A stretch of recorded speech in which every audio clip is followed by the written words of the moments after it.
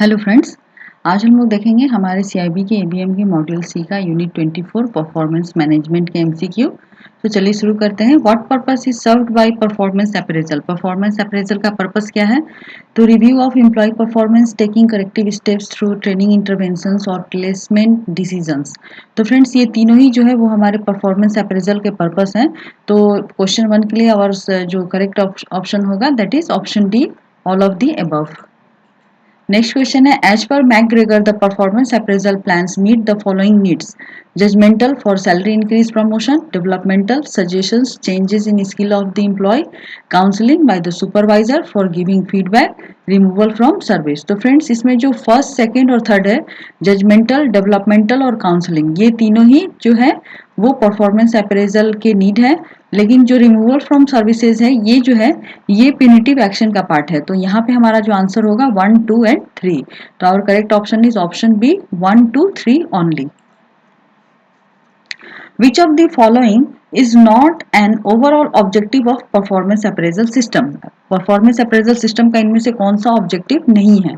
To enable the organization to maintain an inventory of the quality and skills of people and identify and meet their training needs. Friends ये correct option है। To determine the performance linked increment and provide data for promotions and transfers, ये भी सही option है। To maintain individual and group development and fulfill their aspiration by sharing with them their standard of observed performance. Friends यहाँ पे ये जो तीनों ही है ये परफॉर्मेंस अप्रेजल के जो है वो ऑब्जेक्टिव्स हैं। इसमें जो होता है हम हमारे जो इंडिविजुअल्स होते हैं, जो हमारे वर्कर्स होते हैं, तो उनके क्वालिटी को हम लोग आइडेंटिफाई करते हैं और उनको उनकी ज़रूरत के हिसाब से ट्रेनिंग्स दी जाती है। और परफॉर्मेंस लिंक इंक्रीमेंट्स के लिए जो डेटा है वो प्रोवाइड किया जाता है जो कि प्रमोशन और ट्रांसफर्स में हेल्प करता है। और इंडिविजुअल और ग्रुप डेवलपमेंट में भी ये काफ़ी अच्छा परफॉर्मेंस देता है। आप इसमें उसके परफॉर्मेंस को एब्जॉर्ब करके उनके स्टैंडर्ड को आप देख सकते हैं और इस तरीके से आप उनको प्लेसमेंट में, ट्रांसफ़र में, प्रमोशंस में आप जो है वो कैटेगराइज कर सकते हैं। तो तीनों के तीनों ही जो है वो परफॉर्मेंस अप्रेजल के ऑब्जेक्टिव है। तो हमारा जो ऑप्शन डी है, none of the above, this is the right answer. There are two methods for performance appraisal. Which of the following is correct in this connection? The traditional methods emphasis on rating the individual personality traits. The traditional methods lay importance on job achievement. The modern methods lay emphasis on rating the individual personality traits. None of the above. Friend जो traditional method है इसमें job achievement का कोई importance नहीं था और modern method जो है वो किसी भी इंडिविजुअल के पर्सनालिटी ट्रेट्स पे इम्फेसाइज नहीं करता है और उसके बेसिस पे रेटिंग नहीं किया करता है। तो हमारा जो करेक्ट आंसर है that is option A. Traditional method में जो होता है इंडिविजुअल के पर्सनालिटी ट्रेट्स के ऊपर रेटिंग की जाती है। तो यहाँ पे हमारा जो करेक्ट आंसर है that is option A. Next question देखते हैं। Which of the following fall in the category of traditional methods in performance appraisal? Management by objectives, 360-degree appraisal method, human asset accounting method, grading method. Friend यहाँ पे जो management by objective, 360 degree और human asset accounting method है ये modern methods हैं performance appraisal के, और जो ग्रेडिंग मेथड है ये ट्रेडिशनल मेथड है। यहाँ पे देखिए ट्रेडिशनल मेथड में हमारा ये ग्रेडिंग मेथड आता है, तो ये ट्रेडिशनल मेथड हो गया। और मॉडर्न मेथड में जो था वो human asset accounting method, management by objectives, 360 degree appraisal methods, ये तीनों जो है वो मॉडर्न मेथड्स के आते हैं। तो ये चार्ट बिल्कुल अच्छे से याद कर लीजिएगा फ्रेंड्स। जो ट्रेडिशनल मेथड है वो 8 तरह के हैं और मॉडर्न मेथड जो है वो 5 तरह के हैं। इसके लिए आप जो हमारा थ्योरी पोर्शन हमने किया था फ्रेंड्स, आप उस वीडियो को देखिए और उसके बाद आप इस चीज़ को पढ़िए तो ये आपको अच्छे से क्लियरली समझ में आएगा। नेक्स्ट क्वेश्चन है, which of the following falls in the category of modern method in performance appraisal. तो फ्रेंड्स मॉडर्न मेथड अपनी हमने देखा ये सारे free form, easy method, comparison method और ग्रुप अप्रेजल मेथड ये सारे ट्रेडिशनल मेथड हैं और असेसमेंट सेंटर वर्कशॉप जो है ये हमारा मॉडर्न मेथड है। In the method, certain features such as analytical ability, job knowledge, etc. are evaluated on the scale. तो फिर जब भी किसी जॉब की एनालिटिकल एबिलिटी और उसके नॉलेज को अगर हम किसी ग्रेड के ऊपर या स्केल के ऊपर इवेल्युएट करते हैं तो उसको हम लोग ग्रेडिंग मेथड बोलते हैं। तो यहाँ पे जो हमारा सुटेबल आंसर है that is option B, grading method. In the assessment center workshop method, in a job related simulated situation, the behavior of the employee is assessed through their performance of different exercises such as group discussion, psychometric test, business games, committee meetings, in basket exercise, all of the above. Friends assessment workshop में ये सारी चीज़ों को हम लोग assess करते हैं, तो यहाँ पे जो हमारा सुटेबल आंसर होगा that is option D, all of the above. Next, which performance appraisal attempts to minimize external controls and emphasizes on the motivation level of employees. तो linear rating method, graded method, group appraisal method, management by objective method. तो friends यहाँ पे जो हमारा correct option है जहाँ पे कि जो एक्सटर्नल कंट्रोल्स जो है उसको कम किया जाता है और एम्प्लॉय के मोटिवेशनल लेवल पे ज़्यादा एम्फेसाइज किया जाता है, तो वो जो है हमारा मैनेजमेंट बाय ऑब्जेक्टिव मेथड्स का प्रोसेस है. तो यहाँ पे हमारा जो आंसर होगा that is option D. Which of the following is a process of setting goals, exchanging feedback and seeking participation of employees? तो फ्रेंड्स यहाँ पे भी जो गेटिंग गोल्स, एक्सचेंजिंग फीडबैक और सीकिंग पार्टिसिपेशन ऑफ एम्प्लॉयज, ये सारी चीज़ें जो हैं वो मैनेजमेंट बाय ऑब्जेक्टिव मेथड्स के हैं. तो यहाँ पे जो हमारा आंसर होगा that is option D. Option D is our correct answer. Next question देखते हैं friends. Which of the following is not an advantage of management by objectives? तो इसमें से मैनेजमेंट बाय ऑब्जेक्टिव्स का जो है वो एडवांटेज नहीं है, वो हमें देखना है कौन सा है. तो फ्रेंड्स यहाँ पे जो है it involves participative approach in goal setting, it enhances the motivation level of employees, it provides objective appraisal method, it is a system which concentrate on result and not on the process. तो friends यहाँ पे देखिए ये जो है सारे ये हमारे एमबीओ के एडवांटेजेस हैं और ये एमबीओ के डिसएडवांटेज हैं. तो यहाँ पे जो ये है देखिए it is a system which concentrates on results and not on the process. तो ये जो है ये एमबीओ प्रोसेस का डिसएडवांटेज है. तो यही हमारे इस प्रीवियस क्वेश्चन में है कि ऑप्शन डी जो है ये हमारा डिसएडवांटेज है मैनेजमेंट बाय ऑब्जेक्टिव्स का और बाकी सारे एडवांटेज हैं. तो our answer is option D. Next question है in the 360 degree appraisal method the appraisal of an employee is done by. Friends 360 degree appraisal method में जो अप्रेजल होता है वो हमारे सीनियर्स से भी होता है, कलीग्स से भी होता है, सबऑर्डिनेट से भी होता है. तो our answer is option D, all of the above. Next question है which of the following is a multi rater performance appraisal system.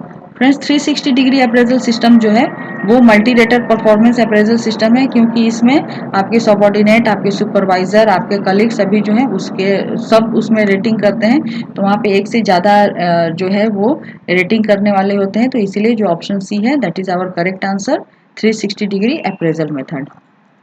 A commonly used appraisal form in banks contains dash parts. Friends bank में जो appraisal system use होता है उसमें 3 parts होते हैं. A commonly used appraisal form in bank has the following parts. अब जो friends पिछले क्वेश्चन में हमने देखा जो 3 पार्ट्स होते हैं तो वो कौन कौन से पार्ट्स होते हैं. तो पहला है self appraisal by employee, appraisal of performance by the reporting authority, review by the superior of the reporting authority, final review by corporate office. तो फ्रेंड्स इसमें जो हमारा सेल्फ अप्रेजल जो है वो फर्स्ट पार्ट होता है बैंक के अप्रेजल सिस्टम का, और appraisal of performance by the reporting authority ये सेकंड पार्ट है, and review by the superior of the reporting authority ये थर्ड पार्ट है. ये जो फोर्थ पार्ट है final review by corporate office, ये तब अराइज होता है फ्रेंड्स जब जो परफॉर्मेंस अप्रेजर होता है उससे अगर कोई एम्प्लॉय सेटिस्फाइड नहीं है और वो उसके अगेंस्ट में रिव्यू कर चाहता है तो वो रिव्यू जो है वो कॉर्पोरेट ऑफिस के द्वारा किया जाता है. तो यहाँ पे option 4 is not the suitable answer, our answer is 1, 2 and 3. तो option B is the correct answer. Next question है what is the objective of review by the superior of the reporting authority in performance appraisal. अब performance appraisal में जो superior के through review कराया जाता है उसका क्या ऑब्जेक्टिव है. तो इससे क्या होता है फ्रेंड्स कि हमारा जो बायसनेस है और सब्जेक्टिविटी है वो या तो कम होता है या तो उसको खत्म कर दिया जाता है. तो here our suitable answer is option C. In which category of banks in India the performance appraisal is carried more seriously and the financial rewards are directly linked to the performance of the employee. Friends, India में private banks में जो performance appraisal होते हैं वो काफ़ी seriously किए जाते हैं और वहाँ पे अगर परफॉर्मेंस किसी एम्प्लॉय का काफ़ी अच्छा है तो उनको फिनेंशियल रिवॉर्ड्स भी दिए जाते हैं. तो here our answer is option C, private banks. Next है the advantages outweigh the disadvantages in of the following system. Friends advantage outweigh और डिसएडवांटेज इन जो है वो कॉन्फिडेंशियल रिपोर्ट में देखने को मिलता है। तो यहाँ पे जो है वो हमारा सुटेबल आंसर है option C, confidential report. The appraisal system suffers from dash a tendency to permit one trait or characteristic of an employee to influence the assessment। Friends जिस अप्रेजल सिस्टम में किसी भी एम्प्लॉय या worker का जो है कोई भी एक ट्रेट या कैरेक्टरिस्टिक को लेकर असेसमेंट किया जाता है और उसी का सबसे ज़्यादा इन्फ्लुएंस होता है। तो इस तरीके के जो इफेक्ट होते हैं उसको हम लोग हेलो इफेक्ट कहते हैं। तो यहाँ पे हमारा जो सुटेबल आंसर है that is option B, halo effect. Which of the following statement is correct, इसमें से कौन सा स्टेटमेंट जो है वो करेक्ट है। तो performance appraisal and potential appraisal are the same system. Performance appraisal is to know the future performance. Potential appraisal is to understand the potential of the employee to contribute to growth of organization. None of the above. Friends ये जो पहला है कि performance appraisal और potential appraisal जो है वो same system नहीं है, ये दोनों अलग अलग सिस्टम है। परफॉर्मेंस अप्रेजल जो है फ्यूचर परफॉर्मेंस को नहीं, हमारे पास्ट परफॉर्मेंस के बेसिस पे किया जाता है। और पोटेंशियल अप्रेजल जो है वो इसलिए किया जाता है इससे आप किसी भी एम्प्लॉय के पोटेंशियल को अप्रेज करते हैं और उसका जो है किसी भी ऑर्गेनाइजेशन के ग्रोथ में क्या कंट्रीब्यूशन होगा वो देखा जाता है और इन फ्यूचर वो स्टाफ किसी हायर रिस्पॉन्सिबिलिटी को शोल्डर करने के लिए कैपेबल है या नहीं वो उसके पोटेंशियल अप्रेजल में बताया जाता है। तो यहाँ पे जो करेक्ट स्टेटमेंट है that is option C. Which of the following is an objective of giving feedback to the employee. किसी भी एम्प्लॉय के फीडबैक देने का क्या ऑब्जेक्टिव है। तो ये हेल्प करता है किसी भी एम्प्लॉय को कि उसका लेवल और परफॉर्मेंस इन फ्यूचर जो है वो ठीक से हो। तो इसमें एम्प्लॉय को इससे हेल्प मिलती है। To focus on training and development requirement of the employee, किसी एम्प्लॉय को अगर ट्रेनिंग या डेवलपमेंट की जरूरत है तो उस पर फोकस करने के लिए उसमें ऑब्जेक्टिव्स दिए रहते हैं।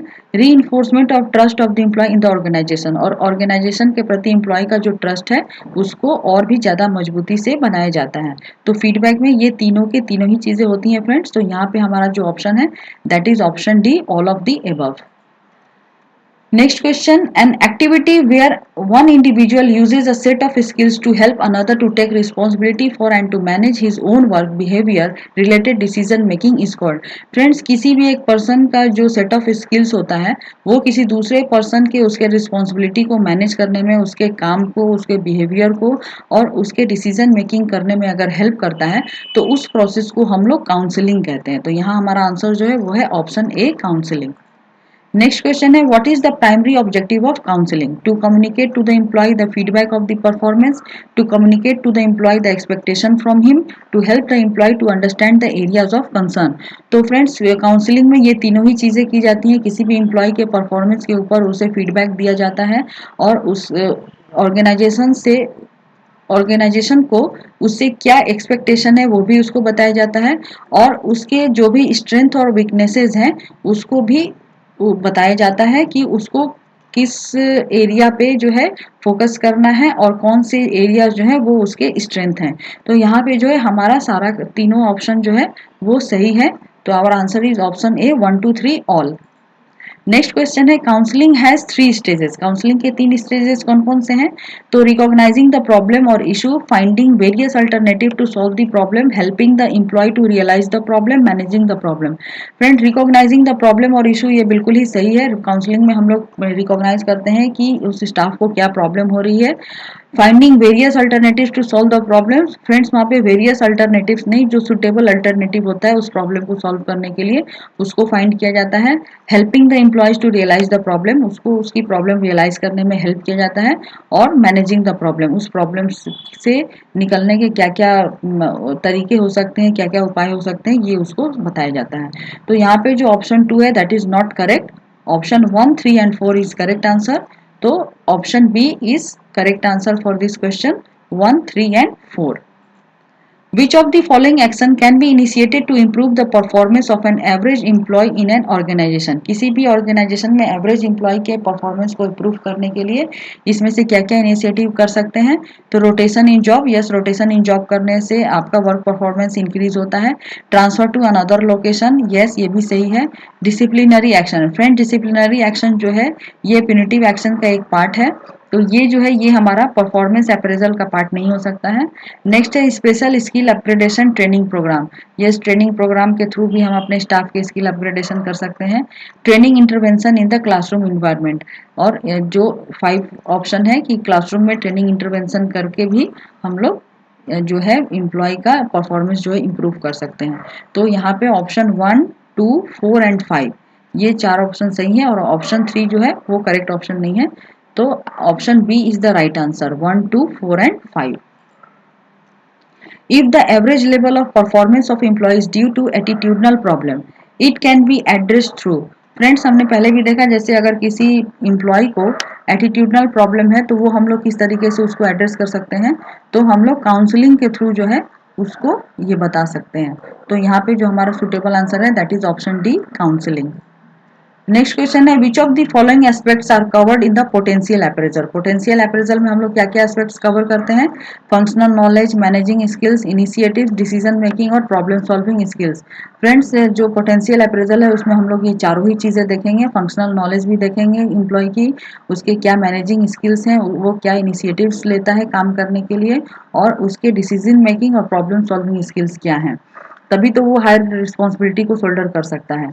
तो यहाँ पे जो चारों ही ऑप्शन है वो हमारे पोटेंशियल अप्रेजल के लिए जरूरी है। तो हमारा जो ऑप्शन होगा option A is the correct answer, 1 to 4 all. तो फ्रेंड्स इसी के साथ हमारा जो यूनिट 24 परफॉर्मेंस मैनेजमेंट का एमसीक्यू क्वेश्चन है वो यहीं पे खत्म होता है। तो अगर आपको हमारा चैनल अच्छा लग रहा है तो आप हमारे चैनल को सब्सक्राइब करिए, लाइक करिए, शेयर करिए, और जितना ज़्यादा से ज़्यादा हो फ्रेंड्स आप इसको शेयर करिए।